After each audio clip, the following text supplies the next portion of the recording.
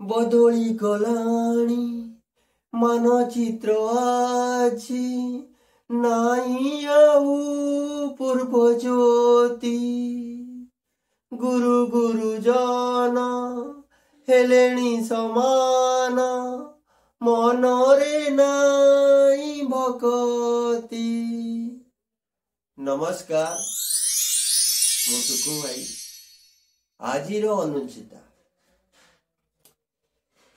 ତୁମେ କୌଣସି କାର୍ଯ୍ୟ କରିବାକୁ ମନସ୍ଥ କଲେ ତାହା ତୁମେ କରିପାରିବ, କିନ୍ତୁ ଯଦି ପ୍ରଥମରୁ ଭାବିବ ଯେ ମୁଁ ଏହି କାମ କରିପାରିବି ନାହିଁ, ତେବେ ତୁମେ ଅସଫଳ ହୋଇଯିବ। ଏଣୁ ଆତ୍ମବିଶ୍ୱାସ ସହିତ ସମସ୍ତ କାର୍ଯ୍ୟ ଆରମ୍ଭ କରିବା ଉଚିତ।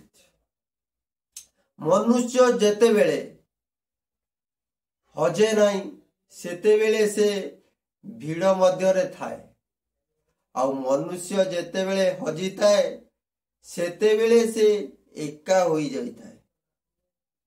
ସମସ୍ତଙ୍କ ଜୀବନର ଜନ୍ମ ଏବଂ ମୃତ୍ୟୁ ଟାଇମ୍ ପୂର୍ବରୁ ଫିକ୍ସ ହୋଇଯାଇଥାଏ।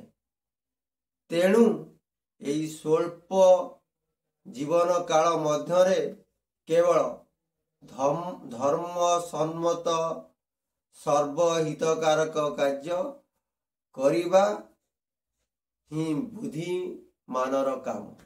ଜୟ ଜଗନ୍ନାଥ। ଆପଣଙ୍କୁ ଯଦି ଏହି ଭିଡ଼ିଓଟି ଭଲ ଲାଗିଲା ଦୟାକରି ଲାଇକ୍ ସବସ୍କ୍ରାଇବ୍ କରିବାକୁ ଭୁଲିବେନି।